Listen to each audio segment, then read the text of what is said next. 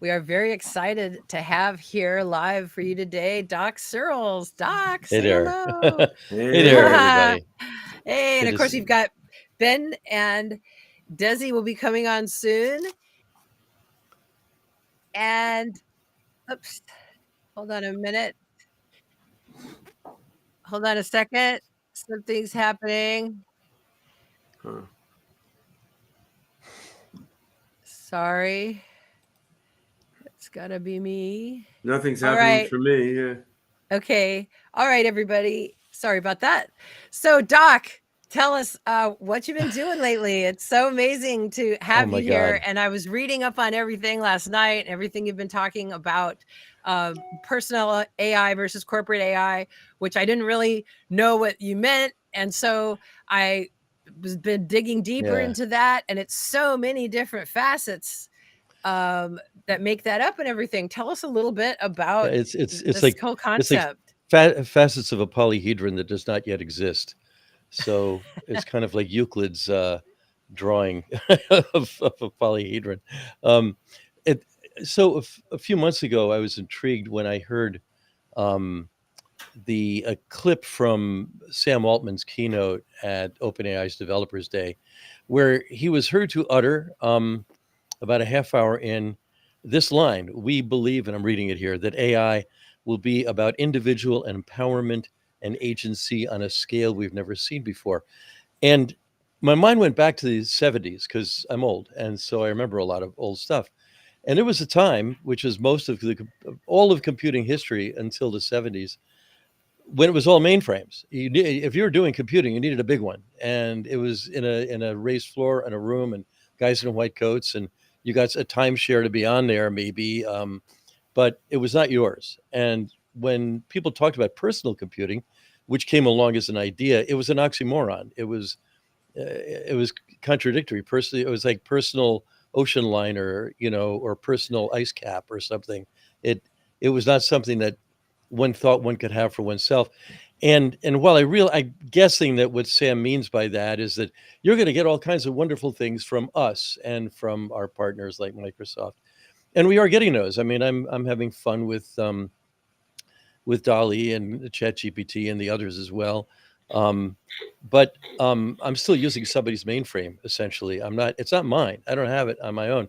And what do I want for myself? Well, actually, this is something we've been working on with something called Project VRM, which stands for Vendor Relationship Management, is the customer side counterpart of customer relationship management. Ever since they started a project to look at that in 2006 at what was then the Berkman Center at Harvard when I was a fellow there. And that's still going. There's a big conversation that's been going on for 18 years about this. Um, but so basically, to sum up what we would like, we being any one human being, if you have, what about having an AI of my own? And not so I can entertain myself, but although that'd be fun, but because I would love to make better sense of the confusing mess that my electronic life tends to be, such as all my healthcare data. You know, I have healthcare data from 19 different providers over many years. I would love to throw all that into a machine and have it come back out to me with something that makes sense. Put it together with my travel history. When I got a pulmonary embolism in 2008, was that right after I took a flight? I don't know. I can answer that question because it's there. That the knowledge is there, and an AI can help me with that. Um, with finances, what are my holdings, my obligations, my recurring payments, um, sources of income?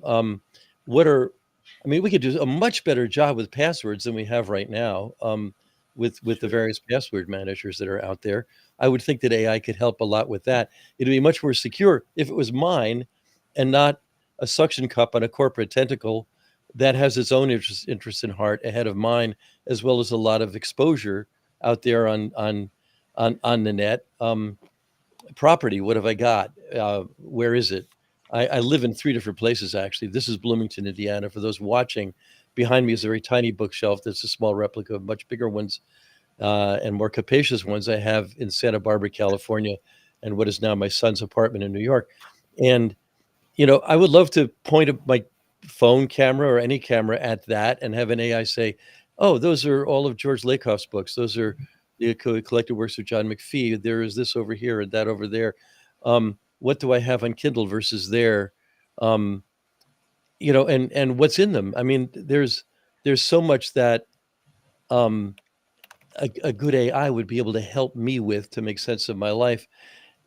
On the other hand, on my contacts, my calendar, matching these things up, business relationships, um, the associations I belong to, travel. I have 1.6 million miles with United alone. Um, that's interesting to me. And like, when was I where? What was I doing at that time? Because matching it up with the calendar in some intelligent way would be helpful. And the list goes on. I mean, we've wanted for a long time to do what we call intent casting, which is completely reversing the way advertising works. So for example, right now, I'm actually in the market for a car. I'm not being aggressive about it. I know exactly what I want. It's a 2019 Audi Allroad or Volkswagen Sportwagen. That's what I'm looking for. Carvana helps me a little bit with that, but it's still its system, not mine. I would like to just advertise out there to the part of the world that might have what I want, what I'm looking for. And so much of I mean, advertising is like now a $2 trillion industry that's all based on guesswork, to a large degree also based on spying on us, which is terribly rude and would be illegal if it was being done in the physical world.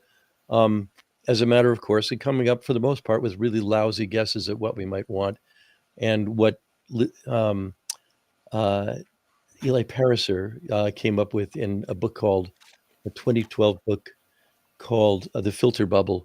He had a great one-liner, which is a bad theory of you. I actually think that, advertising is a bad theory of us, that we do nothing but shop all the time. I'm not shopping right now. You aren't either. You'll get advertising anyway. So that's a Yeah. broken system. How can we fix it? But I don't think that system can be fixed. I think it can be replaced by something that starts with the individual and moves outward. And we started doing that with PCs in the 70s and 80s. The internet had enormous promise for this. Four of us wrote about it in a book called the Cluetrain Manifesto in 2000, and a website before that got a lot of action. I wrote about it in something called the Intention Economy in 2012. We don't have it yet. I don't know how long it's going to take us to have it. I hope AI can help. So the question I have for Ben or for anybody is this conceivable? I mean, by this, I mean, can I have an AI of mine? Yes, it can live in a off-site somewhere, but if it is entirely mine and responsible to me and an agent of me and works for me, um, is that a reasonable request? Can that actually happen? Yeah, I think that is a reasonable request, and how big a role that will play or should play in the evolution of the internet and the sort of collective intelligence on the planet is a complex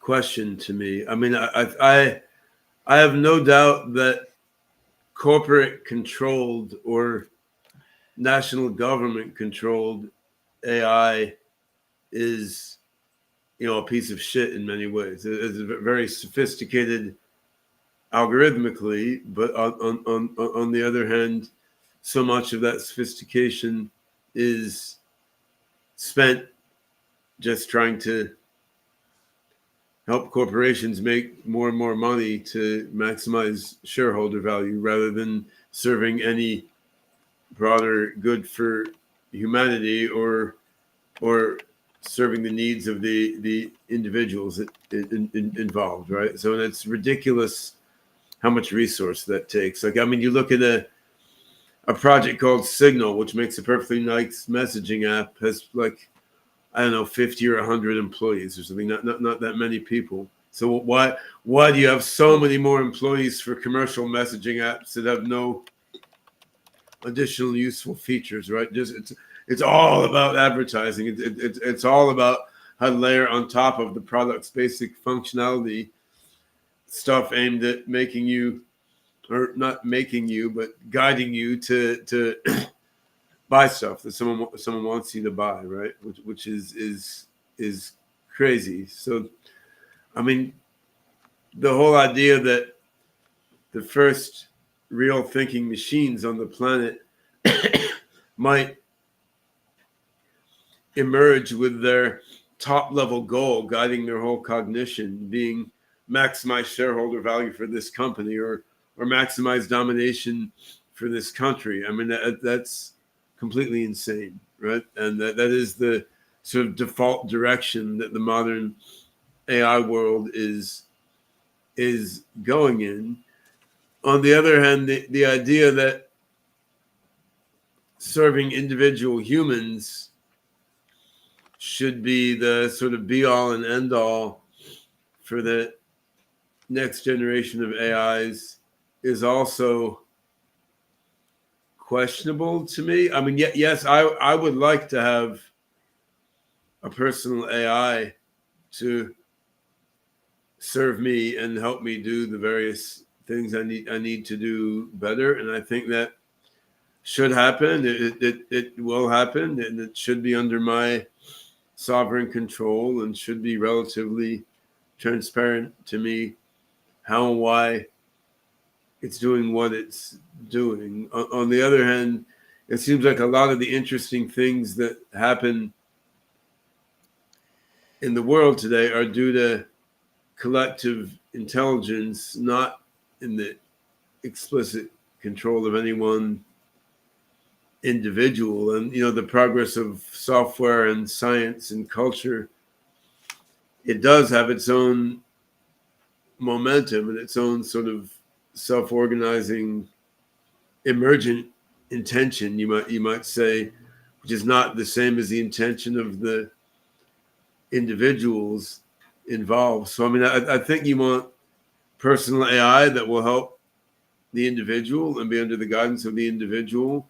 I also think you do want AI that's interfacing with humanity at the collective intelligence level, but not in a way that's controlled by corporations and countries, which are among the more fucked up, albeit more influential and in some ways functional forms of collective intelligence out there. And you know how to wrest the momentum in AI development away from corporations allied with governments is quite tricky. I mean, open source helps, but open source in itself is not enough, which is something I'm interested to get your input on. Is like what's the value open source has for driving AI forward in the next phase, and what are the limitations of open source in terms of the impact it can have on guiding AI in a beneficial direction. Well, there's a lot on the table there. I'd like to say just to sort of parenthetically that I'm not sure that everything corporations do are necessarily bad. I'm not sure it's all just for shareholder value. I mean, Steve Jobs rather famously a long time ago said he didn't give a shit at all about shareholder value. He just wanted to make good stuff. And he was an artist. He wanted to do art. I mean, that was his main thing. You know, please buy my art. Doesn't mean he cared that much about the individual, but he did care about art. And that's kind of what made him go. And I think lots of companies pursuing their self-interest have resulted in a lot of decent things and good things in the world. But I'm with you on the, but I'm with you on the dangers of having only ravenous corporate interests running the whole show, and especially in cahoots with government is also kind of scary.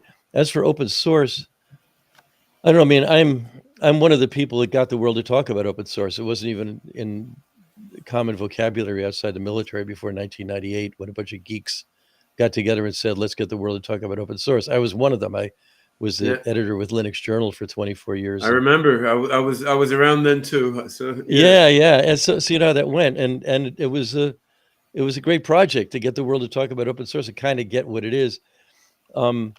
I mean, to me, it's just the building method. It's like, hey, we have frame construction now. Anybody can do it. You can all do carpentry. It works like this. You cut boards into these shapes, and anybody can make anything they want about it with it. And, you know, it's a development methodology, and it's a good one.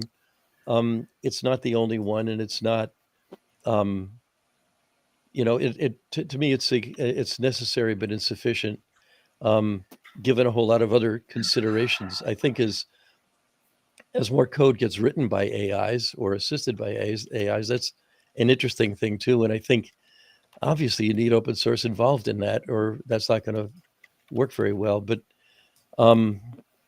I should say I have a lot of fun with AI. I think it's just an awesome thing, and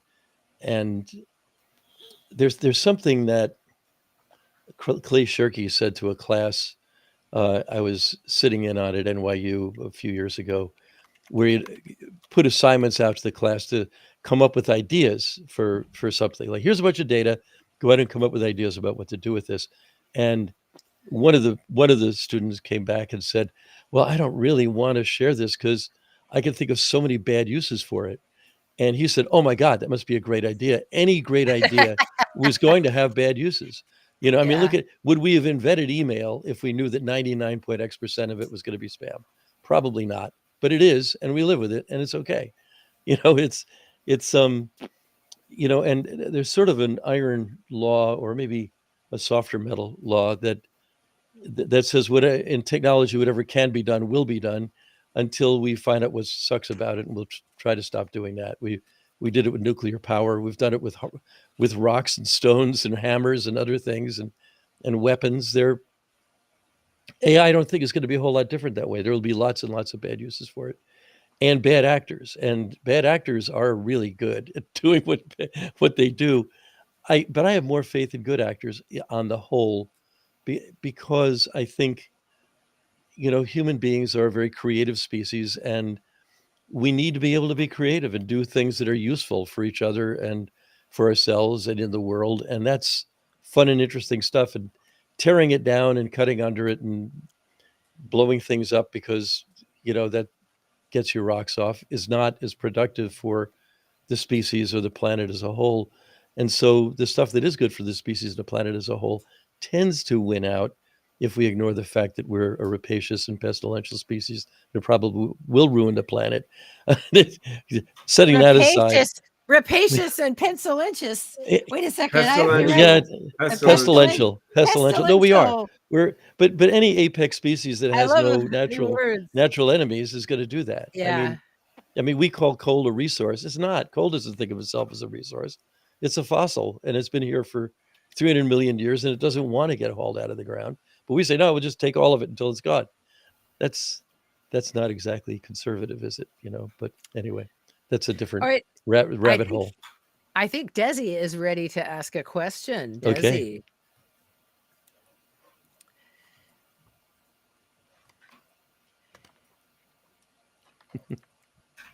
We're always in suspense. Desi!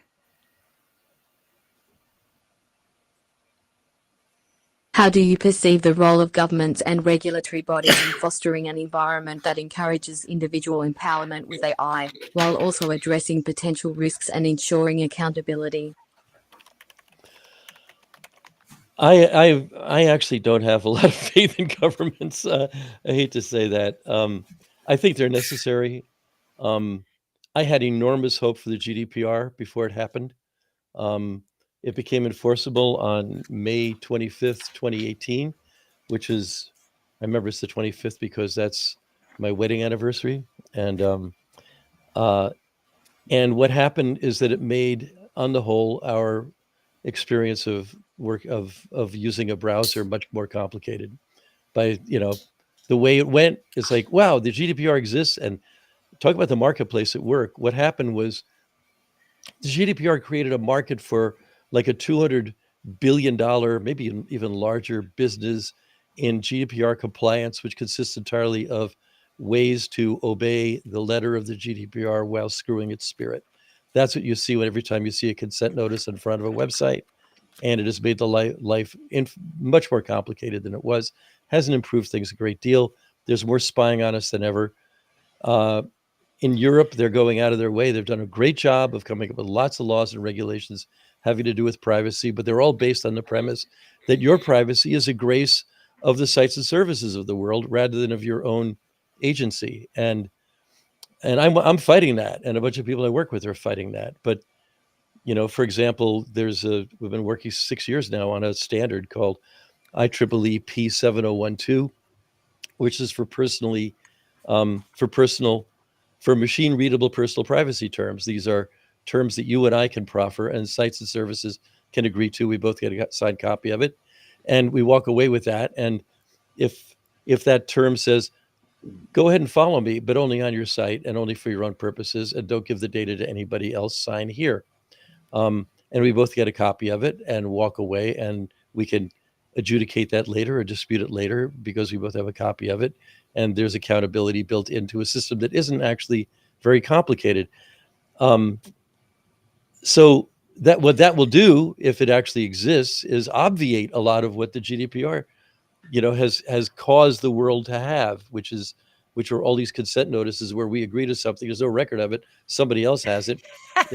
There's nothing we have no can do with idea it. what we're agreeing We have to. no idea what happens with that. It's supposed to make everything better, but it's all theater, and it's it is beyond absolute bullshit. I mean, there's security theater. Yes. There is not an adjective strong enough to say what degree of bullshit that is, and yet it's it's normative in the extreme. And all the lawyers behind all those things, they see a way to make money doing that, so TrustArc and others that supply those services to the sites of the world, get a lot of money out of that. But the truth is, if they just simply have a record of, hey, everybody that came to our site, we agreed to their terms. Their term says we're not going to follow them out of here. Great. GDPR, go away. European regulators, go away. We got to deal with the people who come here. It's easy. It would be really easy to do. It's taken us 6 years to even think through it, and we're really close to the end. But 6 years.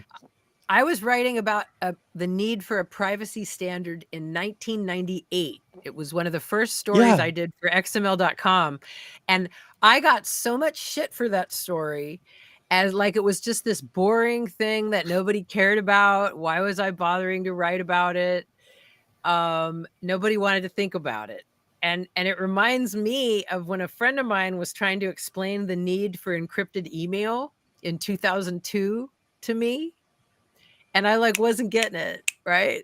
Because it was too hard to realize that actually all the email is just a free-for-all for whoever wants to catch it, right? You can't, so people, I think it's so much. I think now finally, at least I'm hoping that you get a more positive response, that people are taking it serious. They had to see how bad it could get without it, right? Now they know they need it. I keep thinking, it can't get worse than it does. The internet came without privacy, just like nature came without privacy, right? We had to invent clothing and shelter and doors and locks and shutters and shades and means in the physical world to provide what we call privacy. And that took thousands of years, right? And conventions around that, manners, that we can signal to each other, that's okay and that's not okay. Different cultures have different sense of personal privacy and space and so forth, and what needs to be covered and what doesn't need to be covered. But conventions do develop, and we have manners around that. We got none of that on the internet. It's kind of like, the advertising world out there said, hey, look, everybody's naked. And on top of that, they're busy exposing themselves everywhere. What could be better? Let's just take advantage of that. Let's do it in secret. And then let's actually set up a giant auction system where whatever our cookies find out about where people have been and what they're doing can get sold to other parties. And it's a giant free-for-all that nobody knows. It's a four-dimensional shell game that where lots of money flows and we see none of it. And we don't see it even operating. What a great system. But that's where we still are right now for all of the regulatory intervention that we've seen. I'm not sure that, maybe privacy does need a standard. What we're trying to do is simply say, what? We have informal and vernacular agreements in the physical world, but maybe in the online world, we really need contract. We really need, hey, we both signed this thing that says you're going to respect what I say my privacy requirements are. And unless you're in the business of as many sites are, we're just going to make money by giving all your data away. Thank you for coming here. We exist for that purpose. Yeah. So it's like they figured out that was just the easiest thing to do. My point here is that we can separate wheat from chaff here. There are zillions of sites and services out there that actually have no interest whatsoever in selling your data or even being in that business at all. And I think we need to surface those. And I think by having a whole lot of them work with this standard, would be awesome. Great. I Hey, mean, Desi. Oh, go in ahead. general, that's true, but AI does need data to do its thing, and that, I mean, this goes back to the limitations of open source as a methodology. I mean, I think that it's amazing and great that the AI field runs on open source now. And I mean, essentially all recent AI innovations are published in papers posted on archive.org and similar places. And there's code in GitHub, GitLab, and there's Jupyter Notebooks, Google Collabs, right? So, I mean, the fact that the AI revolution is happening in the open science and open source world in terms of code and algorithms is important, right? I mean, this allows US and China and Russia to collaborate on AI algorithms in spite of all these legal rules and national political tensions and so forth. On the other hand, if you just take the open source code for something like Facebook's Llama LLM or their music gen music model without the right training data, you cannot make it do what the pre-trained AI models they have launched actually do, right? So I mean, you need the open source code, which is great. You need understanding of the algorithms, which is open, but you also need data, and then you need processing power, right? So in that way, it's a little different than some other kinds of software, right? Because if you have the code for Linux operating system and the know-how and one laptop, I mean, you can do Linux. But having the code for Music Gen or Llama 2 and a computer doesn't let you do it, right? So I mean, unless you have some way of democratizing, which isn't quite the right word, of Yeah, opening, there's another word required. Yeah. Participatizing, right? Unless you have some way of making broadly accessible the data and the processing power, then open source only goes part way toward making broadly accessible the ability to create AIs, right? And that's a point that the ecosystem of the internet hasn't really grappled with yet. And then bringing that back to privacy, I mean, okay, the way big tech has trained these amazing models is using data that people uploaded for other reasons, right? Like Facebook trained Music Gen Panopticon data. The Panopticon. Yeah, data. I mean, they trained Music Gen on all the music that bands upload to Facebook, right? I mean, they trained Llama 2 on everybody's Facebook posts, as well as common crawl data from the rest of the internet. So if you want to make comparable bodies of training data widely accessible to any developer, I mean, you would need something. Either people are going to do it quasi legally or illegally, or you need some way for people to opt in to sharing their data to train a model, which is made broadly accessible. And same with processing power. I mean, there are ways to make processing power available to groups without shitloads of money, which is like what protein folding at home and SETI at home were doing, right? But I mean, then again, you need some better way to drive that aspect forward. So it's to me, it seems there are no technical obstacles to complementing open source with ways to make masses of training data and masses of processing power broadly accessible, along with the broad accessibility of AI code and algorithms. But it's not something that massive resources are going into now, because the resources behind AI are big company or oriented, and this isn't what big companies are motivated to do, right? I mean, and it's not that what big companies do is all bad. Like I love music gen, right? And I've had great fun using generative image models out of various corporations to make illustrations for books and so forth. So it's good stuff in the scheme of things. I'm happy it exists. Well, we're all using it. We're all using it. Yeah, and It may not be around forever as it is now. No, and I mean I'm using this super cool phone made by Samsung, aka Korean government, running Google software, right? So I mean, it's good stuff. On the other hand, could it be even better stuff if it were developed in a more broadly accessible way? Better both in terms of meeting my needs and in terms of the ethical foundation behind it and how the people underlying the making of it are treated. Yeah, it could be better, right? So then the question is how do we drive things toward a future where these other aspects complementing open source are there to make AI more participatory and more broadly accessible. And I think a consequence of having an open, more broadly participatory AI ecosystem beyond just open source, one consequence of that will be getting more personal AIs. But that's not the only consequence you'd have from that. Well, it's an interesting question about, I mean, we have a gigantic four-dimensional matrix of manners that haven't been developed yet about what data we share and for what reasons. You know, now that AI is in the world, it's even much more complicated. Do you want this to train machines or not? I have over 100,000 photos online, for example. I do photography. I have no problem with. I'd like those to train LLMs or whatever.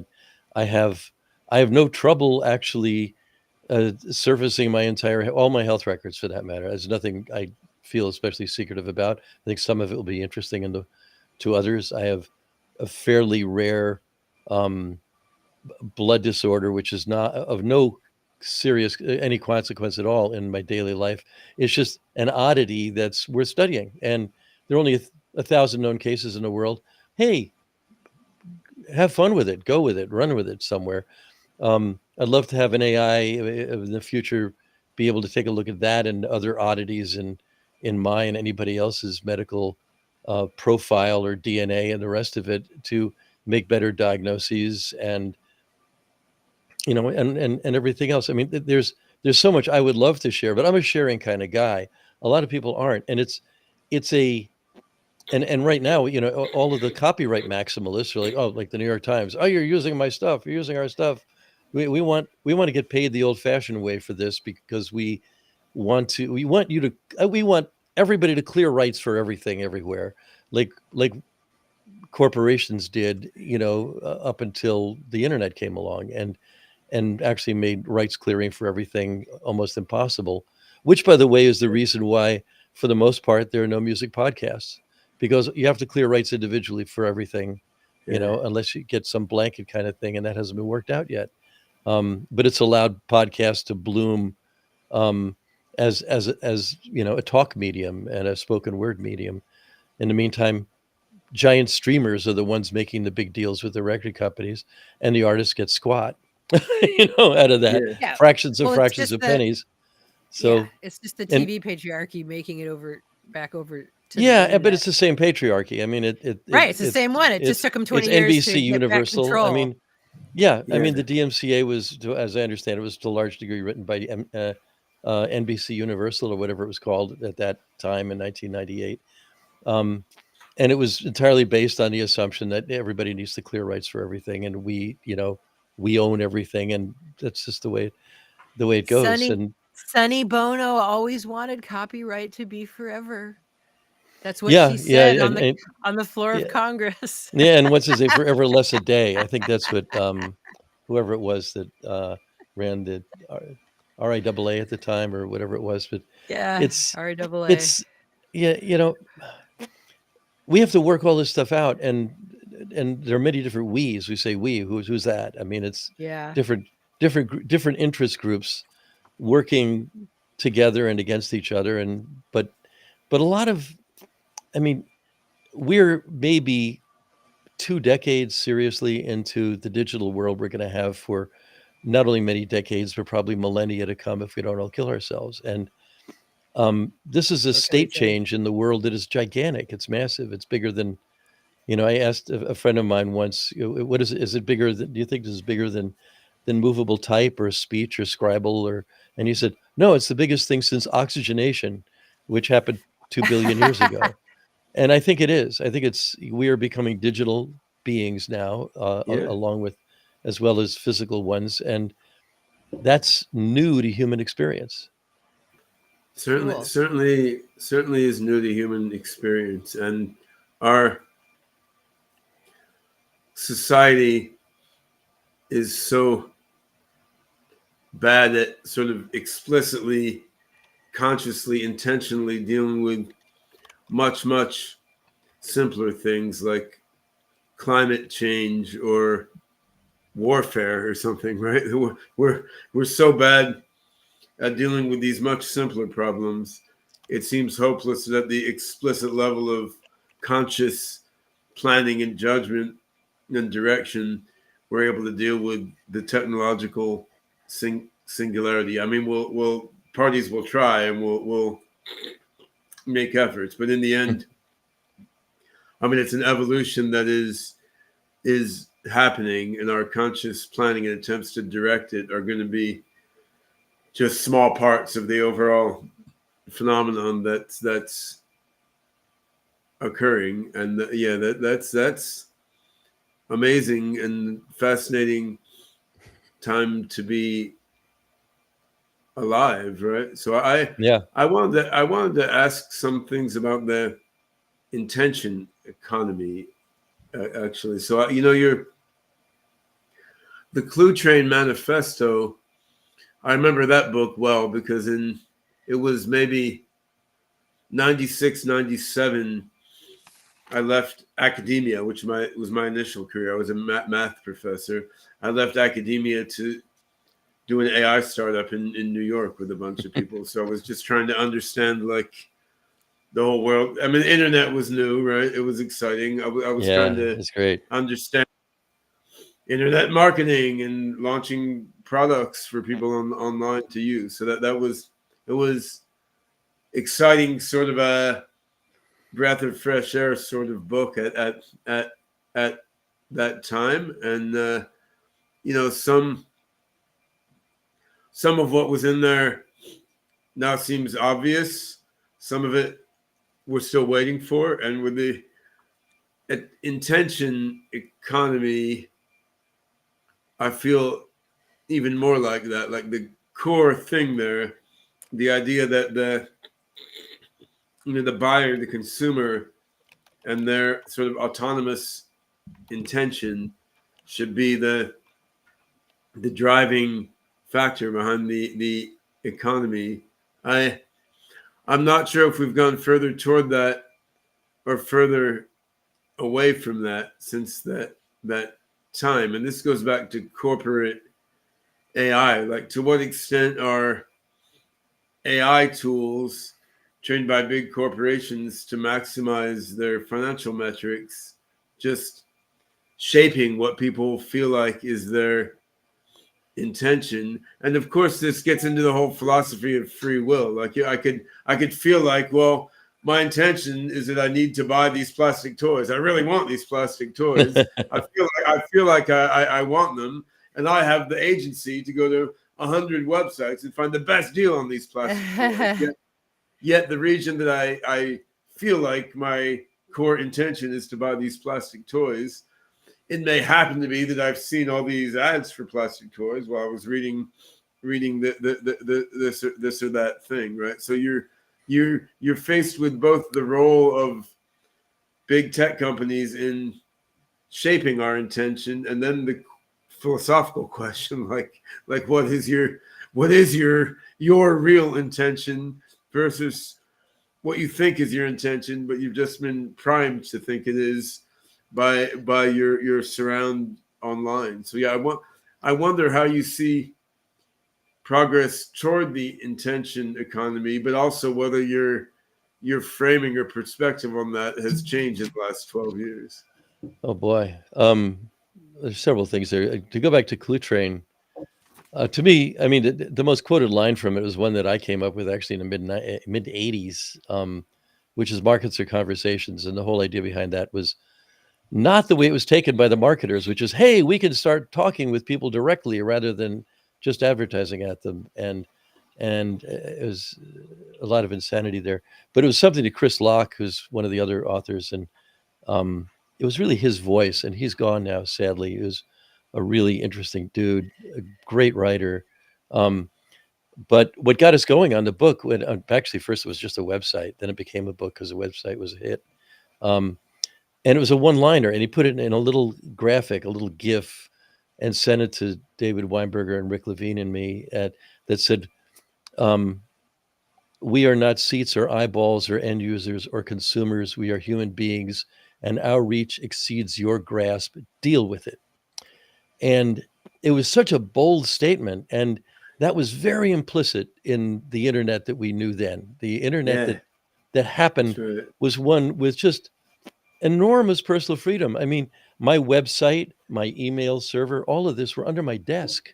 I had a 16 static IP addresses in my house. Horrible connection. It was like in the kilobit range, but I had a server. It was my server. There it was. I had enormous freedom. I'm writing online. I didn't need a publisher. I could write on my own. Before it was called blogging, and this kind of stuff that I wanted to write, especially for tech magazines, was not what I called vendor sports, which is like Apple versus Microsoft. Who wins? I hated that shit. Yeah. And so I just wrote what I wanted, and it was awesome, and it was great. And Chris and David were in a very similar position. Both of them had independent publications. And I think that in terms of a get on what the internet fundamentally is, it was right. It was not hopelessly, but terribly naive about the power of, I mean, I want to credit where due. There's some stuff only big companies can do. There just is. And there's scale that you can only get from big. And it made more sense in the long run for all of our websites to be in a giant Linux pile of servers that are inside of AWS or Azure and 50 other places. I don't know that I agree with that. Well, okay, but let's table that for a second, because I want to. Sure thing.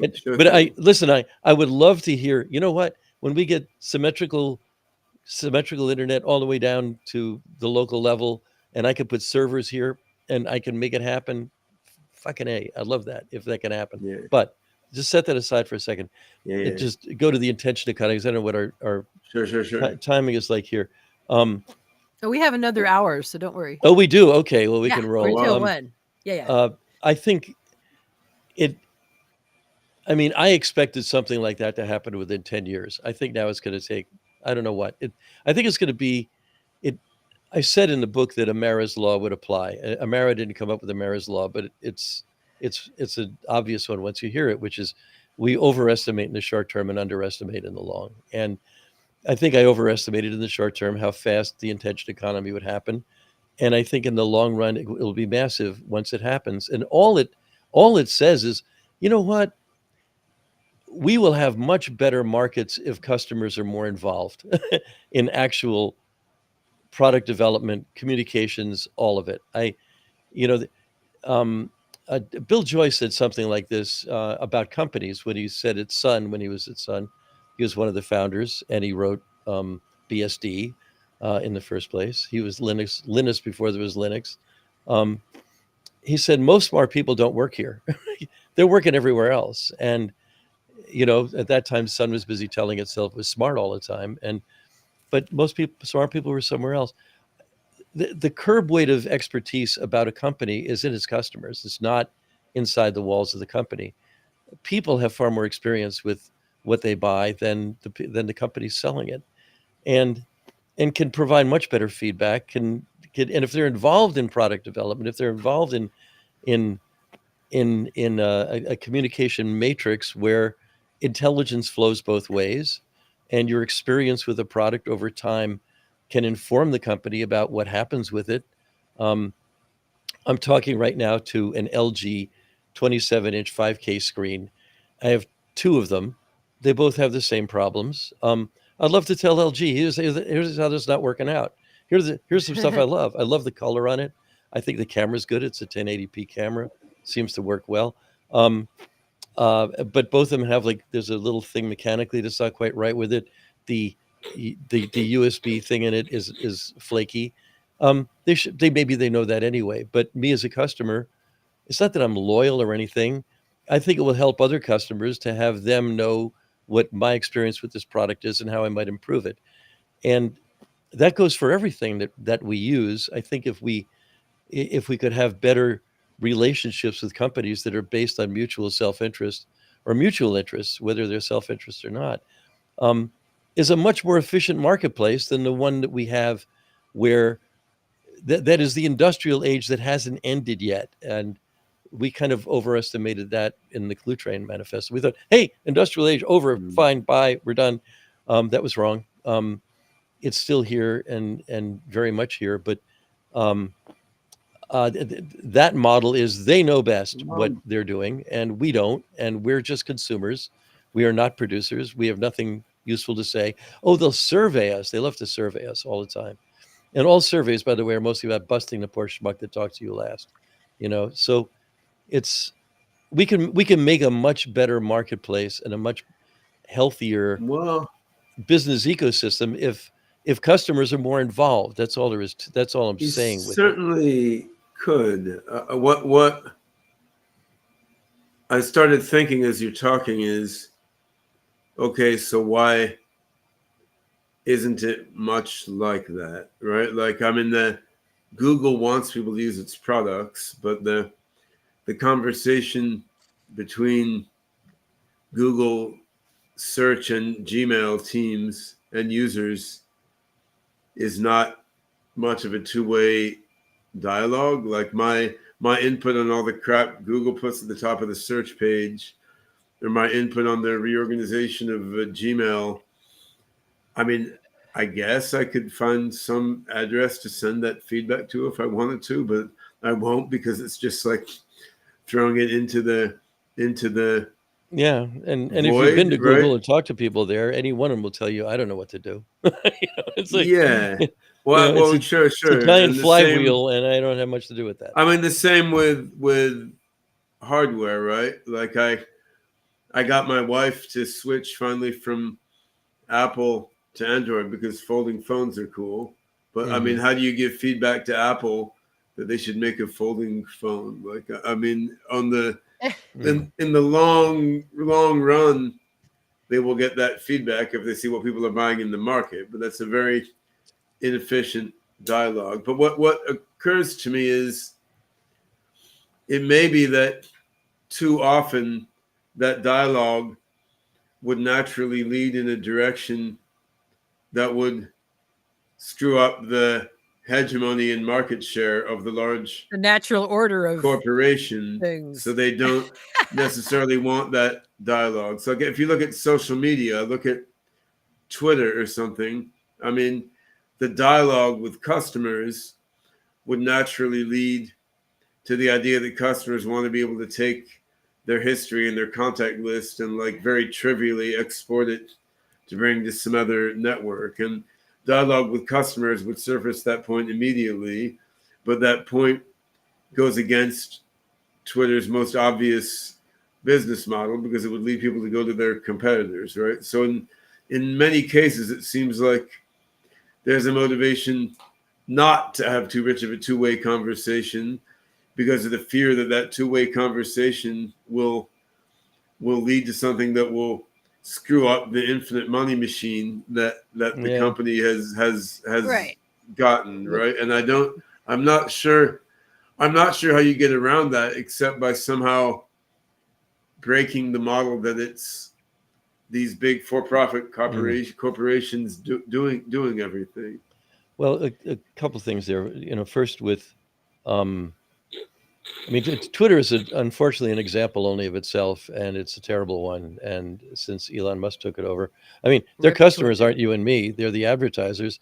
And Elon Musk told them to go fuck themselves. You know, so that's that's not a that's not a functional Well, company right now. And Facebook would exemplify the same point, though, right? I suppose. I mean, yeah, you know, I yeah. mean, Facebook is.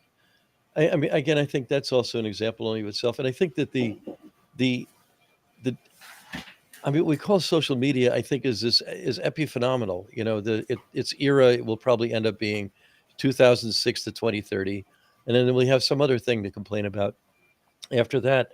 Um, when I talk about the marketplace, I'm actually talking about all of retail, all of the service organizations, the construction workers, the you know, um, uh, anybody making food, anybody making healthcare equipment. I mean, there's um, Well, sure, but we you have know, no I way mean, to give we have no way to give feedback there either. Like no, if I we buy, don't. I And mean, there's it's yeah. yeah, so we haven't invented it yet. I'm a The great problem believer is in everywhere in yeah. terms I of mean, that. I once said something called Searls' second law, which said invention is the mother of necessity. And then a client of mine said, "Oh, Thorsten Veblen said that 100 years ago, but it still applies." I mean, um, I didn't need earbuds until I saw them, and now I need them, right? And it was, I mean, uh, Yeah. what's his the writer John Updike back in the '60s said, I mean, he's a brilliant guy. I mean, he there was possibly the best descriptor who ever walked. I mean, it's just an incredibly brilliant writer. He said, "We live in the age of full convenience because of what? We have shoes and copy machines and cars. The internet was decades away at that point, and now we live in a different age of full convenience, right? But it's still Taking convenience to the yeah, but it's still silly fucked up. I mean, extreme. what's Yeah. convenient about subscription TV right now? Nothing. I mean, it's like, No, we've you know, actually gone all it's the way back to the cable TV model. it's We just pay for well, everything separately. we blew the cable. They blew the cable TV model, which they call linear now, into pieces. It's still there. Um, this one woman I know, because she loves TV and she's addicted to it, she pays $500 a month for TV, for all of it. So I just, any subscription service, screw it. I'll subscribe to it. It's on Paramount. It's on Peacock. It's on Tubi. Whatever. I'll subscribe to that too. And cable. Yeah. Got all the cable. The That's what sports I mean, package. though. Yeah, It let's adds get back those. up to what you used to pay for Yeah. cable to get all the Oh, it's streaming way things, past to be that. able to It's watch way past it. what you Yeah. want. Except now you still have BitTorrent. So I mean, And Which you is still have BitTorrent which if my you want friends it. often remind me is the best social network, the best streaming service there is. Yeah. Even though So it does have messaging. So I want to let Desi ask a question because she's been Go for trying it. for a long time. Desi, All this right. is actually very. It was you've gonna be. been very polite, Desi, while He we has been drilled very on. polite. Yeah. Desi, take it away, Desi. You mentioned the concept of money left on the table when demand goes unheard and a sale is not completed. How can intent casting help mitigate or eliminate MLIT, and what impact would this have on the overall efficiency and effectiveness of the marketplace? Okay, so the initial is, actually it's an acronym, because you can pronounce it as MLOT, MLOTT, which is money left on the table. This actually came from conversations in the early aughts with public broadcasters, and I'd noticed, because I hang out in academic environments, if you ask, now it's probably not true anymore because everybody's on podcasting and streaming, but if you go back a few years and you ask the intelligentsia in the US, how many people here listen to public radio? Everybody's hand goes up. How many of you pay for it? 10%. And then I would ask, okay, how about if it was real easy? Another 10% go up. And I said, well, how about if they don't turn the programming off for a week and a half and plead poverty and all that? And more hands went up. And well, that's money left on the table. A lot of, if it was real easy to pay for free goods in your own ways and on your own terms, and we came up with a way to do that. We invented it. It was called Emancipate. It's still laying out there. It's on a wiki at the ProjectVRM site. And actually, some people have shown an interest in it lately. Again, is it 18-year, not a little less than that. That was like 2009. We came up with that. But a system by which it's your system. I can log everything I listen to, all the music, all of the podcasts or whatever, and I would have a budget for dispersing that on a pro rata basis to whoever I felt like. But I would have a log that would show all of this is my log, and I would disperse it, and it would go to the payment societies like Sound Exchange, which are the ones that pay artists. And I have a policy. I'll say I'm going to pay a penny a listen, even for music I already own, which I don't really own. I have rights to it, but I have mechanical rights, whatever the hell they call it. But right now they're getting fractions of a penny. I'll give them a penny, and Sound Exchange will be glad to distribute that.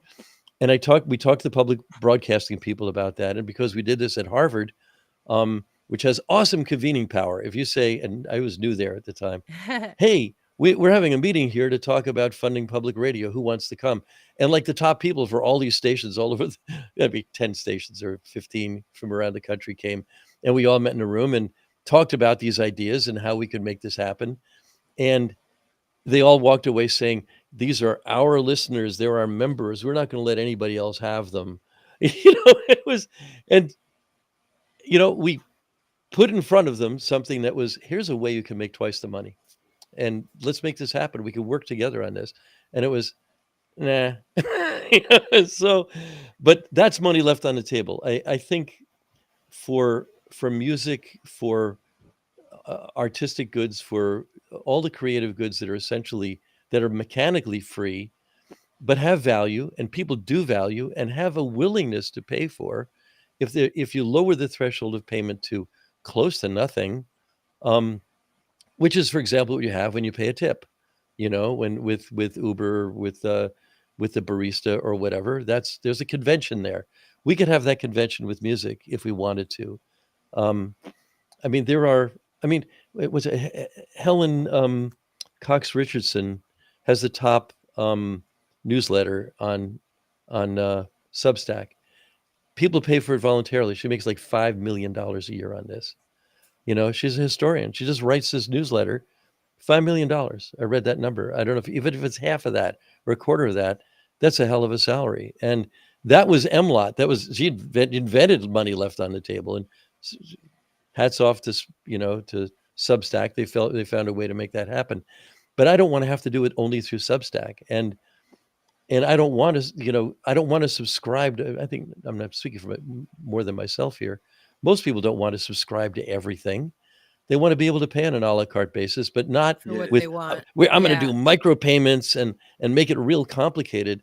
No, we can log it, and I have goodwill, and I'm going to have a budget for this. And at the end of the year, it's going to go out, and my AI is going to know whether this And one then AI will help. is Next yeah, question, this one is Desi. tax Take it deductible away, because Desi. the ones going to public broadcasting, those are tax deductible, and the ones going to schools and to whatever that's a nonprofit, that's tax deductible, and the ones that are directly to people are not tax deductible, but there's still an expression of goodwill. In the and I'm glad to context pay of it. shopping, you mentioned the concept of intent casting and the role AI can play in helping consumers find what they want to purchase.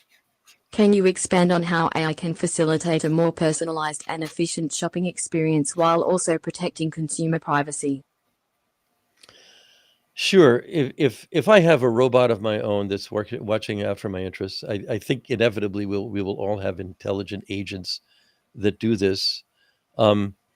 They could do the searching. They could do they could stay tuned to Facebook Marketplace and Craigslist and Amazon and whatever else is out there. They could actually, I suppose, this would be a fun thing, have multiple Amazon accounts so that they could look at which one is going to be cheapest, because Amazon is busy gaming what they're charging based on what you've got a Macintosh, you'll pay more than somebody with a Windows machine, that kind of thing. But an AI can help with that kind of stuff. I think having an AI agent, or just, Siri is one, but it's kind of a crude one. But She's getting better. That's watching out. That's watching out for us.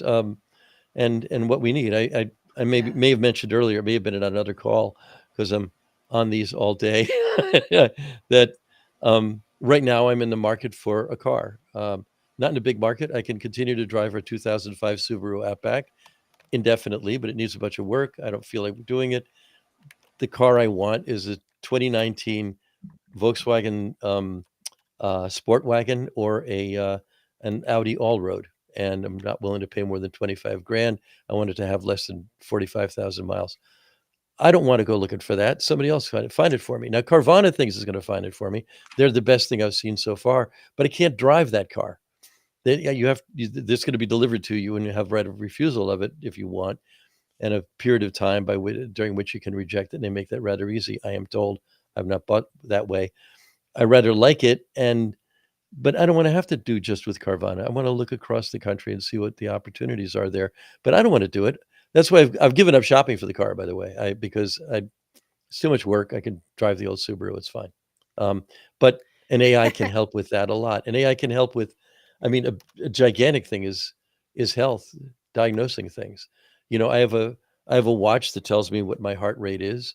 It can't tell me blood oxygen anymore because Apple just lost a patent battle over that one, and your blood oxygen is going to get turned off on your Apple Watch. But the truth is, going back to open source again, we should all have blood oxygen oximeters, I mean, of some kind of our own. We should be able to do a lot of our own diagnostics. With the help of an AI, that'd be much easier than it is now. When I meet with doctors at IU Health, this is Indiana University Health, which is the local one here, which I'm now with, I spend more time answering the survey about how well I was served than I spent with the actual doctor in the room. I spent 10 minutes with the doctor, and the survey is like 12 minutes long. It's insane. We can do better than that. And AI will help. Great. I believe you had another question, Desi. In your writings, you mention the importance of providing a secure and minimal disclosure method for customers to provide the sum they are willing to pay. Can you explain how this would work in practice and why it is crucial for both customers and sellers? Yeah, so how would that work exactly? Well, I mean, I think we have, in the physical world, we have minimum disclosure all the time. We don't wear a name badge when we walk into a store or walk down the street. We tend to inform people on an as needed basis what they need to know in order to do things, to provide us with a service. In most cases, you go in to buy a candy bar or something, it is, the seller doesn't need to know who you are. You pay them their cash and then you walk out. If it's in a neighborhood and you're familiar with them, that's cool. They recognize you come in. But if they only knew who you were, they could sell you so much. Yeah, and that's more bullshit. I stuff. mean, so consider the cognitive overhead of that. I mean, part of the whole idea with the intention economy is let's lower the cognitive overhead involved in having interactions with companies. Okay, and there's enormous, ridiculous cognitive overhead on their part right now with the surveillance system that they've got. This $2 trillion a year business that's based almost entirely on surveillance-based guesswork. That is based on the bad theory of you, which is, you're shopping all the time. You are homo consumerists, and we need to tell you what you want because we know you better than you do, which is just wrong and bullshit. But they don't know it's bullshit because there's so much money moving around in it that they just think, well, this is great. I mean, is it working well enough as far as they're Well, concerned? there are great examples in the physical world of how this can work. My favorite is Trader Joe's. Why do people love Trader Joe's? They do. People love Trader Joe's. Okay. It's cheap. Not bad. It's when I just was cheap. writing the intention economy, I was put in touch with a guy named Doug Rau, spelled Rausch, German for smoke, but it's pronounced Rau, who was the president of Trader Joe's for the last 14 years at that time, had recently retired. And this is in Boston. And Fortune had just come out, or maybe it's Forbes, with a cover story about the most secretive company in the world, Trader Joe's. And he said, no, we're not secretive. We just don't talk. We just don't talk to anybody about what we do. We only talk to our customers. So he said, one of the reasons their goods are cheap is they have no marketing. They have an opt-in newsletter called the Fearless Flyer. That's it. That's the extent of it. And they have a float in the Rose Parade on New Year's Day. That's the extent of their marketing. They don't do advertising of the normal stuff. It saves them an enormous amount of money. All they try to do, and this is the trader part of it, is we're going to get good goods to you, and we're going to have a limited number of SKUs, stock keeping units. They have like 3,000 SKUs, maybe it's less than that. There's a lot of stuff they don't sell there. They don't sell motor oil. They don't sell all kinds of stuff you might be able to buy in an ordinary grocery store. And they're going to get, basically the best products they can get from the suppliers that they use, many of which, like PepsiCo, are brands from other contexts, but make things for them. They basically OEM those things, but they do quality control. But they actually, somebody in the back channel says they do radio spots too. That's a new thing. And I know when they started out, they did, Trader Joe himself did his own testimonial kind of spots on the classical station in Los Angeles, because they were only in LA at the time. And it was very personal and kind of low key. So, and I suppose they're doing some of that now, but there's a whole chapter in the intention economy about this, but basically there's no cognitive overhead on your part, very low cognitive overhead on your part. That's even why if you ask, wait a minute, where is the granola? The person will walk you to the granola because they want that learning experience. They want to know more about, how people understand the store. And all the people who Their work there employees are treated differently too, right? Yeah, and their employees are treated differently, and they're incredibly disclosing. I mean, when I was at the one in Indianapolis, they asked, why isn't there one in a Trader Joe's in Bloomington? It's a college town. It's perfect for that. And they said, well, and I won't give the name of it, but one of the local stores opposed it and brought political pressure to bear, and Trader Joe backed out of trying to come here, which is interesting. But they disclose that. They say, yeah, blah. Here's what I think happened there. It's the thing is, it's a very human store, and I mean, we can you get feel into it when this. you're there. You feel And you better. feel it when you're there. I mean, it's You not a feel better about complicated. giving them your money too. Yeah, and You it's feel not better about the complicated. whole thing. It's just not. And did you bring a bag? No. Well, we have paper bags. Great. We're not going to charge you for the paper bags. It just takes up. It's a,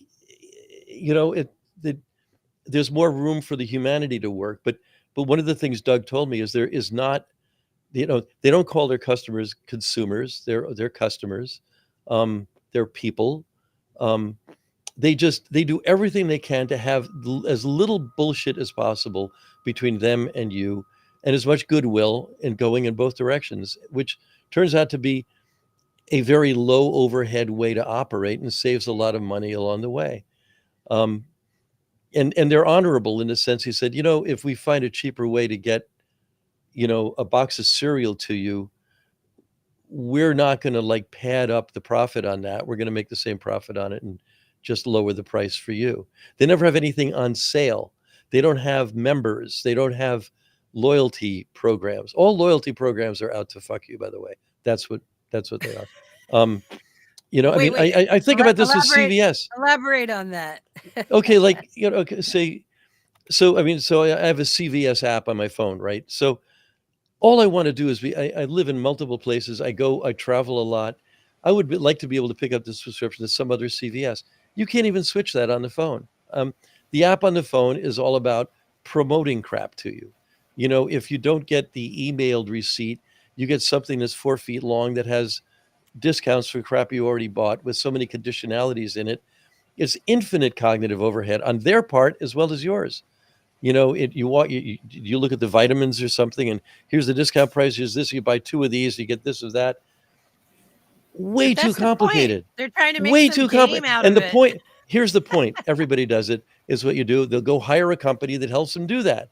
There are companies that they're all part of in a more slow-mo way of what Cory Doctorow calls enshittification, right? Companies get big and they enshittify what they do. Amazon, Google used to have advertising and just, plain text off on the right side, and it was really simple. Now it's like 90% of what you see on some pages when you open it up are, you want to know the height of Mount Everest, you have a page of vacations in Nepal. Yet that's not what you wanted. You want to know the height of Mount Everest. But now you have perplexity.ai, which I really like, which will give you sources. Oh, we looked in these 5 places and here's the answer. Oh, that's cool. But I haven't heard of that yet. yeah, no, I like perplexity.ai. Check it out. I think it basically runs in ChatGPT. But think of how much simpler CVS would be if nothing was on sale. Just go in. This is the price. That's what it is. Pay for it and leave. Not they're everywhere. But their prices so, go up and down constantly, though. well, let them go up and down. I mean, the nice thing about Trader Joe's is if the price goes up, instinctively, inherently, okay, their costs went Something up. That's went all right. up. Yeah. The eggs were $2 a dozen. Now they're $2.50. That's what happened. It's just how it goes, And I mean, there's so many things that disappear at Trader Joe's that drives me crazy. Like I like having fiber cereal rather than taking Metamucil, which is weird. But so if they had a fiber cereal that tasted much better than Fiber One. My gastroenterologist said, get Fiber One, too sweet, but probably Post or whoever makes Fiber One makes it for Trader Joe's. But their fiber cereal was terrific. Well, it's been discontinued. So, and I actually made an audible sound of agony when I went to Trader Joe's, and they said it was discontinued. And you discontinued the granola that had ancient grains in it. That was amazing. Yeah, that too. We're sorry. But instinctively, I know it's not that they don't, they did some market survey or something. It's probably that, and I found that out later, that Fiber One, there was a shortage of whatever goes, Sicilium or whatever the crap is that goes into Fiber One. There's some substance that's in there that's in short supply. So General Mills, whoever makes Fiber One, had the same problem. So that's what it is. It was a supply chain problem of some kind. But we know that. We kind of, this is Trader Joe. They're not out to screw me, But I do think CVS is out to screw me. And I shouldn't, but no, I should actually. I mean, I was going to say, why shouldn't you? and any company with a loyalty program has earned a healthy skepticism, because. What do you think should or could be done now in practice to move toward more fully realizing an intention economy? Then I mean, you said it's coming along more slowly than you had envisioned, and even my thoughts about collective intelligence don't really contradict your point, because even if the intention is associated with a collective rather than an individual, a very small number of the interesting collectives of people are having their own intention drive what happens from the big corporations of the world, right? So what like with open source, there was a clear action plan, right? Like you put this license agreement on your code, then copy left and so forth, takes force and kind of spreads, and something kind of like that happened, right? So what's an action plan for de-shitification or whatever we want to call it? Right? What's the opposite of en-shitification? De-shitification. I think the de-shitification, that makes sense. Well, I think de-shitification is a good idea.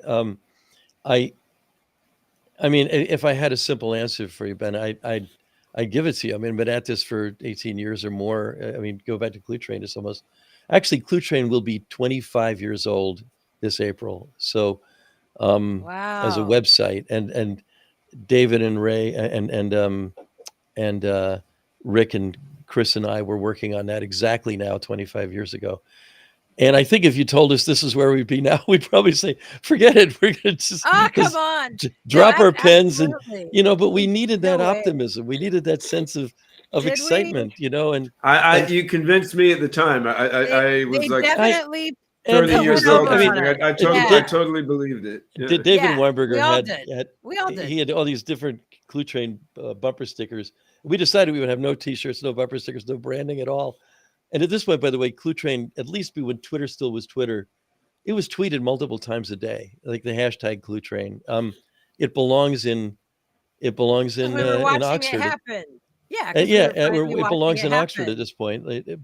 But the thing is that, um, I mean, again, we need the invention that mothers the necessity. I'm thinking, if I were young and I was enterprising about this in a B2B way, I would take, hey, what is it that Trader Joe's does? And I would sell a service that does that to the CVSs of the world. Like, and then here's a really simple pitch. Go to CVS, say, you take all the money you're spending right now on their loyalty program. Do what I'm telling you and pay me for that, okay? But not as much as you're paying for the other thing. Here's a de-incertification program. No more loyalty program. Simple pricing. Do what Trader Joe's does. We've looked at it. We're going to copy it for you. Do what Trader Joe's does. People will love you. You already have it covered. You have too many locations to begin with. It's fine. Let's do that. In a certain way, I hate to say this, Starbucks has that. I mean, you kind of know Starbucks is, they You make know what coffee. you're getting. Never mind that it's a dairy company that sells coffees, flavoring for dairy products, but um, it's very simple and straightforward. It's not a complicated business, and and um, and CVS could be like that. Well, And actually, Starbucks' and, union is, some of them you are know unionized now. So I'll tell you they're something. coming around Oh, they're in that. coming around. Was Only some of Starbucks in a them, but way? yeah. So here's a story, and it's a worthwhile one, I think. They're Not all long worthwhile, Doc. after Cluetrain came out, uh, all of us were on the on the speaking circuit for that, and after the book came out, and I was at a retailing conference in Lucerne, Switzerland, and I gave a talk about how companies have souls, and Trader Joe's an example of a company with a soul. Apple has a soul. It's always going to be Steve Jobs' company. That's his soul. It's in there. Can't help it. There's a bit of Woz in there too. It's in the soul of that. Microsoft has a soul. Steve Jobs nailed it when he said they have no taste. Yeah, they don't. They don't. Go do AI And through Steve Bing. Ball nailed it when he said Look at, developers. yeah, exactly. So go to Bing Create. Let's see, and I mean, and this is how Microsoft this thing is. Okay, Bing Creator. Oh shit, where is it? You're going to Okay, share it's your in. screen. Share your screen, Doc. No, I If don't you're want to going to share. do Oh, I this. could share. Oh yeah, okay. If you're going to do it Yeah. in real time, Oh, I this can will do show it. I us can share a what you're screen. looking at. Yeah, right at the Let's bottom. do it. It's Let's do it. Okay, a little so TV set with an arrow. Says share okay, I have to go screen. back to your tab, and I have too many See if tabs. it I have thousands works. of tabs open. Okay, Yeah, you might have to pick the where's the little tab TV too. set? At the Where's the little bottom TV set? of right underneath us on the screen. Right Okay, so underneath when the it looks like a pictures of TV people. camera, looks like a No, camera. it's the one in the middle. If you mouse over it, Oh, it says I share show the share screen. Oh, the one the thing. Okay, It looks like pick one. up facing our upload. Yeah. Being created. No, it's not that one. See, Zoom would give me a picture of all of those. This is one in. I know you can say a whole screen, entire screen. I think you just have to. I don't want the whole go screen. further. It's a All right, 27-inch forget. screen. It's busy as hell. Just move no, on with the point. Then it's okay. No. Go ahead. Let me figure it out. If I can do a window. It says, oh, it's a tab. I want the window. There's the right window. Share. Okay, here we go. All right. Is it sharing? All there we right. go. Yep, So it's showing. So that okay. Here is brand. I mean, oh my God. Somebody did a thing once. If Microsoft were to build a Volkswagen, the whole idea with a Volkswagen Bug was it was terribly simple, right? And they showed all the ways it would become complicated. It's the Microsoft Bing image creator from designer. What the fuck is that? I mean, it's stupid. I mean, it's a terrible name. That's my only point there. And trying to get it to do what I want. I'm doing a lot of writing about what's happening to radio because I'm an old radio guy, and like any AM station that's out there that occupies land for their towers, they're all being cut down because the land is worth more than the station. And so I wanted to show here 4 AM towers, which are plain and have no adornment, being cut down in an open field. No, they all have adornment. It's more than 4. They're not being cut down. Why do you There's use some that one, things Bing, it instead of can't. Midjourney or one of the ones that I know. I've tried. will give you what you want? Oh, okay. I know. Stable diffusion, complete loss. Dolly. I mean, I know these now. Dolly can't do eyeballs, at least not for me. There's all these weird things. No, Anyway, this So is you've kind tried of them this. all and ended up back at Bing. but to go back to crazy. CVS again, and what Yeah. I would do to shitify, there should be a company out there. It's a really easy company to come up with. You'd read my chapter in the intention economy about what Trader Joe's does, because Trader Joe's told me over lunch how it worked, and sell it. Just go from one of the story I was telling. Okay, so I'm in Lucerne, and I give this talk about how companies have souls, and the soul of Microsoft is, an enshittified name for the product, um, and and uh, and so the next morning I'm walking through the hotel dining hall area, and this American guy, middle-aged American guy, said, "Hey, I really liked your talk last night. It was really great. Thanks." I said, "Okay, you're gonna be over at the conference?" "Yeah, I'll be there later." And the guy actually was the first guy to talk, and he gave a talk in the morning. And it was Lee Scott. He was the CEO of Walmart, which is just busy opening stores, a thing that later failed in Germany at the time. And afterwards, he came over to me and my wife Joyce and said, "Hey, when we're having lunch, can I sit with you for lunch?" I said, "Yeah."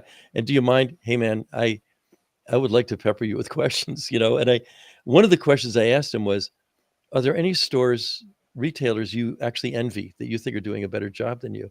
He said, "Oh yeah, Costco. Costco kicks our ass. We copied Costco with Sam's Club, and it's not as good. We can't put a Sam's Club near a Costco because they'll kick our ass. They are really good. They treat their employees really well. We don't."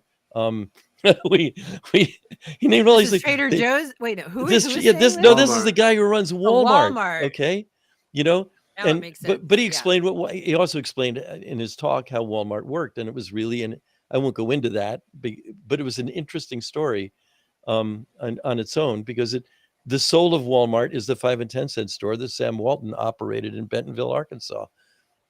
I don't think and Walmart has a soul. Walmart might be the one that has no soul. it's cheaper. I mean, he said that, for example, Sam, they don't spend more than 1% of their revenues on advertising as a matter of policy. Came down from Sam Walton. Of course, they make $1 trillion, so I that's just still mean a in the lot of way money that, for in terms of the advertising. way they treat their employees. They Yeah, don't pay I mean, them well, they're enough to live. disposable. They come and go. They have to go to soup kitchens and things to eat in a lot of towns. Yeah, and I they mean, we can maximize the we can resources shit of on the them, but town. they have a shtick and they're Okay. doing it. And he has long since left. And he was he was hired and he didn't tell this story, but he was hired at Walmart as the CEO after when Sam Walton wanted to hire somebody to be the CEO. He was at the time Lee was running Yellow Freight, and he brought him in, and he said, we want to hire you. And he said, "I don't want to work for any company that takes 120 days to pay their bills. I don't want anybody to go over 60 days." And apparently that's something that Walmart did at that time. And they said, "Great, come here and fix that. We don't want to do that either." That's a bad practice that they had. He basically said he took over, running an ocean liner that ran a certain way, and he tried to make it better. But my point, though, is that the cognitive overhead of enshittifying your company is in the long run going to be one of the things that sinks your company. And I'm intrigued. I hope so. I'm intrigued by the idea that companies have such a hard time sort of evolving their soul or their spirit, because some humans will do that, right? Like you look at Wittgenstein as a philosopher, early Wittgenstein and late Wittgenstein. Der alte and der neue Wittgenstein.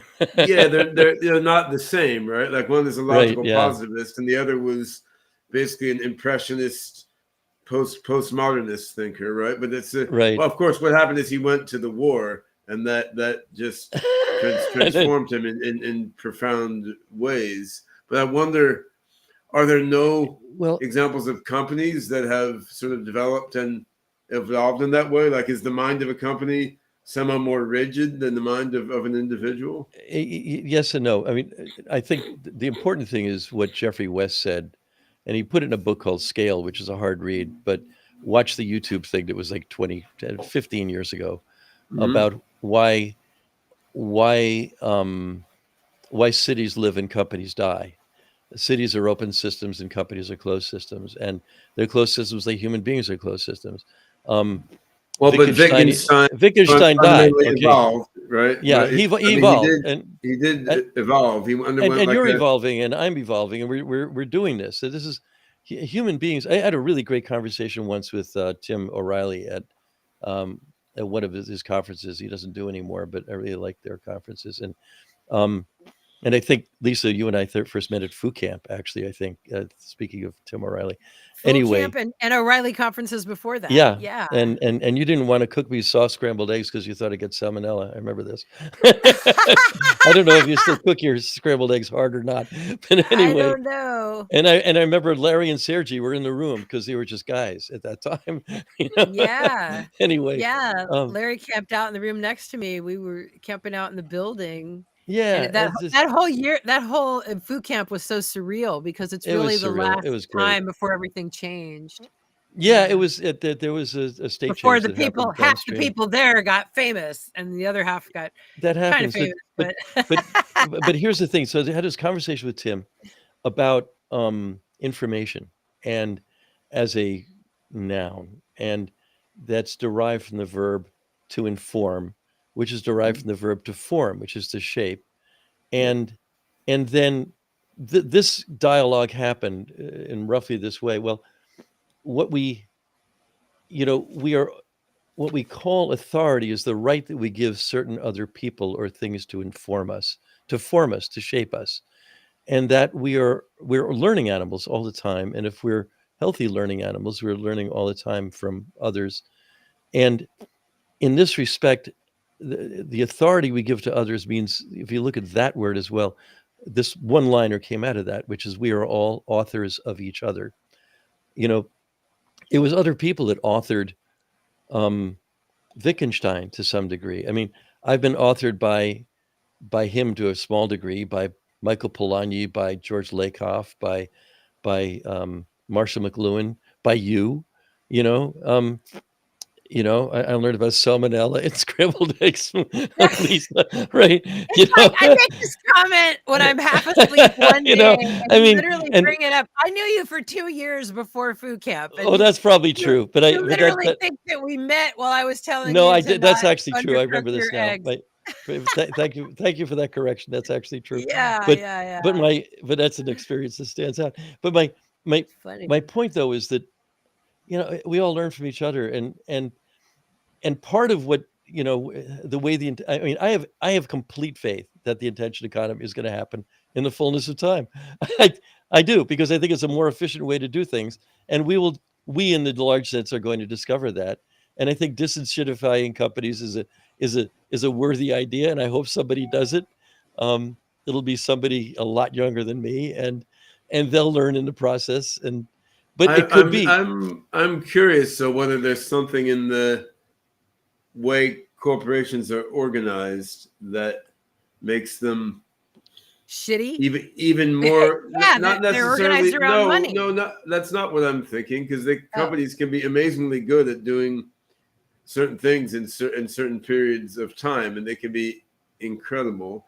I'm thinking if there's something that makes them less open systems than individual humans. I can specifically about the profit, about the shareholders, having that being the bottom line, the number one rule, if you will, of any corporation that's gone public. Well, this is, I mean, what do you mean? That's why you go public. I don't. Well, that's why you go public, but you don't have to go public. You could go private too, or you could stay private. I mean, you don't have the shareholders, so that's much better.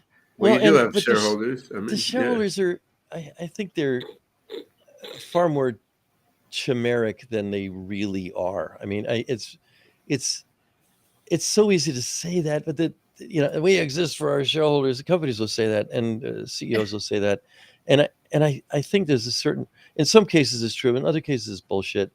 Here's what what's his name? Most famous guy ever wrote about management, but Peter Drucker. Okay, Peter Drucker said companies don't exist to make a profit. They exist to make shoes. You know, that's what they are. You know, they exist to make, you know, I mean, I have relatives, they wanted to make a restaurant. Nothing in the experience of people in the world I mean, it's a terrible business to go into. They generally fail. And they're an There are enormous people amount of that work. do The it for the people that love of it, that want to they do it. want to But do it for the love of corporations it. aren't doing it You for know, that reason. I mean, they're, you know, Well, I think though, yeah, I mean, financial services is probably the biggest contradiction to that, but still, I mean, I think even if whether or not companies are trying to maximize shareholder value, I mean, often the best way to maximize shareholder value would be more of an open system, also, actually. So, I mean, the question still remains. Well, that's always been true. Question still remains: why are companies not more open systems than they actually are? You could argue political parties in some ways are more open systems. Like the U.S. Republican Party has pivoted dramatically over time, while still maintaining its integrity as an organization. It's pivoted radically. I mean, mostly for the worse, in my view, but still the fact the fact of its pivoting and its evolution and development have been dramatic, and much more so than any company over a similar period of time. Well, this gets to another thing that I'm big on as a writer, which is stories, and people love stories. And there's stories consist of three elements in all cases: character, problem, and movement toward a resolution. Doesn't mean you ever get there, but there's that. Nobody is more gifted at understanding this and making it work than Donald Trump. And I don't want to get this all into Trump, but Trump is an incredible showman at that. He characterizes other people and makes it stick. He causes problems on a constant basis and keeps them rolling. And that makes him infinitely interesting at all times. And that's how he hacked that party. And he also gets something about the mentality of people on the right in general, but especially the more ones looking for more simple solutions, which is that what George Lakoff wrote about, that there's a model of the country that has a strict father in charge of it, who's going to take care of everything for us. And that's what appeals. That's how authoritarianism appeals. He gets it. He's an authoritarian. He doesn't hide it. He's great at it. And he's incredibly gifted at that. And it's a horrible thing to, I mean, you know, Hitler was too, go full Godwin on it. But yeah, and he was too, you know. Great Onion piece recently about did Hitler say this or did Trump say it? It's pretty good. Go check it out. I mean, Hitler was a far more effective authoritarian. He was a far more effective authoritarian. Trump is good at impersonating an authoritarian. He's fortunately not good at executing on it, which is, I guess, and Hitler operated at the height of the industrial age, you know, and the industrial age really peaked in World War II. It caused World War II and ended World War II. You know, the West. Well, I mean, Putin and Xi Jinping are in our current age and are far more competent authoritarians than they are in their own ways, and they're fully electronic now. Well, he was just getting started. I mean, if he had any well, he was very bad at curating appropriate henchmen, which is something that you need to do, right? I mean, so that's something every mob boss needs. It's your consigliere. Absolutely, but it is fascinating how the Republican Party has managed to develop almost like a human being through different phases and to pivot radically while still maintaining key characteristics and its organizational integrity. And in terms of the Lakoff thing of the strict father versus the nurturing mother, I'm not even sure the Republican Party in the era of Abe Lincoln was manifesting the strict father archetype. I think it wasn't. Like, I mean, I think it wasn't. It changed which ruling archetypes to use while maintaining its organizational integrity. And companies haven't done that, which is somehow tied with the inability of companies to maintain a rich dialogue with their user base, which we touched on earlier. Like that dialogicality back and forth seems to be part of what enables you to make these radical transitions in your life. And a political party kind of has to have that dialogicality, right? Because it's got to get the voters in the end, and a company Yeah, can and afford to have more one-way interaction, but the one-way interaction, it doesn't give you like an I-thou relationship with your environment, which I guess is a lot of what drives the radical transitions in development. yeah. So as Desi's moving her head around, so I'm wondering if there's a question coming from there for Desi any wants of to us. have an I-thou relationship with us. Desi wanted to ask you some questions about news before we wrapped it up, actually, Okay. because your outlook on news and the way, we're all bloggers. I was one of the first video bloggers. It's been 20 years now. And in a lot of ways, we haven't fixed a lot of the problems we were trying to fix 20 years ago. It only I got know. worse, right? So Yeah. like, anyway, so Desi, you have a question for Doc. Can you expand on the concept of deep news and why it is important for communities to have access to historical archives? Right. So credit where due. So if you go to my blog, which is really simple, is doc.searls.com, and there's a category at the top called News Commons, and that's what I'm working on here at Indiana University with the Ostrom Workshop, which is all about the commons. Eleanor Ostrom, who started it, won a Nobel Prize for work on the commons. Anyway, we want to have a news commons here where newspapers have pretty much gone out of business. They were the center that held in the world and in the print age, and now for the most part they're gone. And there's a guy in town here, his name is Dave Askins, who was a one-man band reporting on City Hall for the most part and County Hall. And he covers politics, he covers local politics, and mostly governance. And he came up with the idea for deep news. And because he is not so much story-based as fact-based, and he wants decision makers to have facts and he sees archiving as a really critical part of this. There's a lot of conversation here about things like, well, where does the bike path go? Where there's a convention center here, what should it be called? Should it be expand or not? What's the history there? There's a history. They want to move the police station, and it's a really complicated thing because where the police station could move is onto city property, but the property that this police station's on now is actually family property, where the provenance of who owns what and what rights lie where is really complicated. And he wants to see, as news accumulates, that archives are kept about that. And as facts move into news, how can you best archive this stuff locally? And he calls that deep news, and he also calls this history-based news.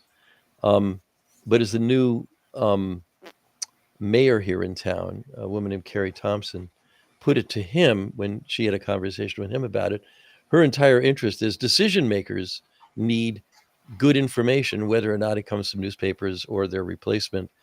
And how do they get that? And having history-based news, among other things, and having good archives are a good way to frame that stuff up. So part of what we're working on here is the deep news part of it, but also what we call wide news, which is lots of different reporters contributing to a kind of a commons, and whole news, which is the way that thing actually works. And this is, I have 8 or 9 posts so far on this, which use a lot of AI, at least in the art side of it, which is kind of fun. And so anyway, so deep news is basically archive-based news and fact-based news.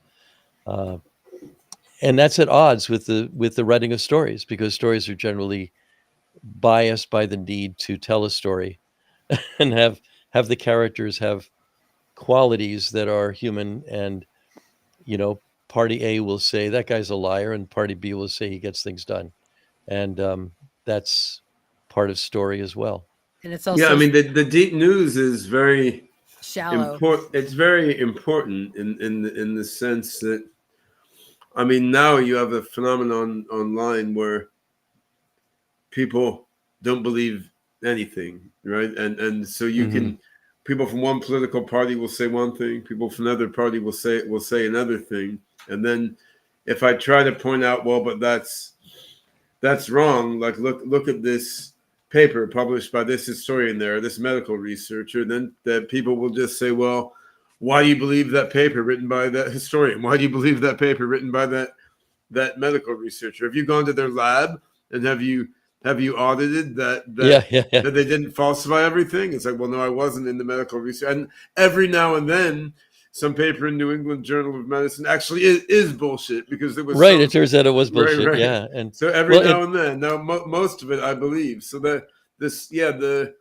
social construction of what we're willing to accept as probable ground truth seems like an important thing, and it's somewhat dissolving. Like there's less consensus on what is probable ground truth than there was 20 years ago or something, which is interesting. So having some archive of historical fact, which we're willing to collectively accept as probably about as real as we're going to get, like this is quite important, and it's not obvious how to achieve that, because people now will believe everything is fake or can be fake, right? So there's that hesitancy. So I was saying this in the last show too. So you see some news and you would react a certain way, but you don't know it's real anymore. So you may take the time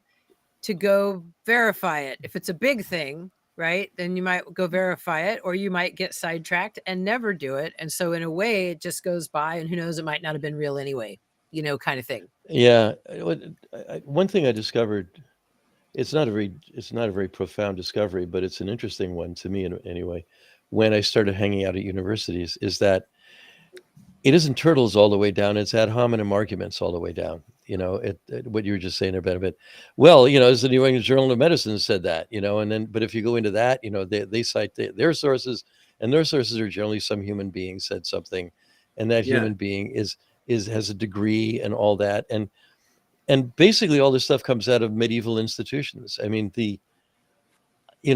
I know brilliant people who would never be able to get a job teaching because they don't have advanced degrees, endless. I mean, I'm on a number of academic lists, and almost all the stuff coming through is, we need a postdoc on this, we need a postdoc on that. And, why should you have there are all kinds of things that lots of us know lots about that don't have a doctorate and don't have an advanced degree and haven't gone through that mill. We've gone through a different mill and maybe know more or know better, but it doesn't matter. It's still an ad hominem argument because we said it, or so-and-so said it. It's true. It comes down to networks of trust. And I mean, given that people are so good at deception and so oriented toward deception, then we fall back on very, very crude indicators to cut through that deception. Because I mean, if I know someone got a PhD in math, they don't have to be a genius, but I am going to be pretty sure they know a certain amount of math. And I haven't seen a counterexample to that yet, right? I haven't seen someone with a math PhD who didn't know a lot of math, but I have encountered people who present themselves as knowing a lot of math, but they don't really. They have a weird, shallow, fragmented knowledge that's not actually that useful. So these are very crude approximations, but they save our time in making an assessment of something. And you basically need these crude approximations because so many people are so full of shit otherwise. But I do think in the modern era, you don't really need these crude estimations. Like there should be ways to use AI to better assess if someone actually knows a bunch of math, which have less overhead than requiring someone to go through all the bullshit of getting a PhD just so they can provide an easily verifiable demonstration of what they know, right? So, and this gets back to the slowness of adaptation, right? The slowness of adaptation of universities is great and terrible, right? It's great. Exactly, yeah. It's great because this is the only institution that has consistently fostered blue sky research for a long time. Like it'll pop up in companies and then go away when the company's business model changes and run out of money. Like universities have kept fostering education and research, for more than 1,000 years in a couple cases, and hundreds of years in many cases. On the other hand, they do so in a measurable but quite shitty way, right? And they're so slow at adapting and improving. And even though they do get feedback, they do accept feedback. Universities do converse with their students, but the conversation with the students is sort of channeled into a small percent of what they do, and the basic way they operate isn't adaptive, right? So it seems this whole open-ended intelligence and openness, being an open system, it seems quite hard to achieve at the collective level. You're right that cities achieve it, and we've seen political parties can achieve it, but it seems a strange and difficult thing. I mean, I would say the Linux community has achieved it also. That's been an open system, which has evolved in many phases. It's been a model. Yeah, it's been a model. I'm not sure. I mean, it's interesting to me that, I don't want to veer too far from what I'm seeing on the back channel here. Mark Finner, who's an old friend. Exactly. Good. I hear from him. So let me go ahead. There. Go ahead and read it. You want to read what he said? I was going to ask you that next. I was trying to do that before we wrapped it up. So okay, when he says, Mark brings up. Oh, you can read it. Go ahead. I feel the more that we don't know what is true anymore, the more we default to tribal allegiance. How can we break that shortcut, Doc? Oh boy, one of the things I notice is that when somebody says that's a good question, it means they don't have the answer, or at least not yet. And that's a good question, because those tribes are open systems, right? And they remain tribes in part because they are that open system. I don't know. I mean, how do we somehow encourage and reward curiosity and openness to contradiction? In an earlier call today, we were talking about life in the academy in general and in educational institutions, and talk about a tribe. I mean, if you don't want to chant along with the lingo there, openness, inclusion, diversity, and all this stuff that's not ever uttered on the political right, but you have to. That's part of the tribal thing. It's all about that. I mean, almost every missive coming out of the top of one university I've been with is nothing but that stuff. And there's nothing wrong with it. It's just but it's tribal chant. It's what it is. And but you can't rub against that in any way. And I've seen people canceled hard and quick for that. Yeah. And I know my mother used to have this saying, I bite my tongue. It's still at the better than council. getting beat up for being different. Inclusion. No, good, absolutely. right? Listen, but that's a tribal statement. It's like my tribe's not beating people up on the street. It's a different kind of. My tribe is opening up different holes in the ground. It's a different kind of dogma. That's all. Well, you have to create an anti-tribe tribe, right? I mean, you want to create a tribe where the core ritual is one that fosters openness and open-minded and heartedness. But that becomes like Nietzsche's Zarathustra, whose primary doctrine he preached was "Go away from me and resist Zarathustra." Yeah. He didn't wind up with a lot of followers, right? So anti-tribe appears somewhat of a contradiction in terms, but on the other hand, some contradictions in terms become huge and grab a lot of audience and overtake the real meaning of whatever it was that they're replacing. Yeah. Good. Yeah. I mean, if you think about what makes a good teacher is one that's going to challenge your, like what Clay Shirky said. I mean, that's a great idea because you can think of so many bad uses for it. Tell us about it. And she did not. The girl that came up with that idea did not expect that. And it was a great surprise to her, and it was a good thing. Yeah.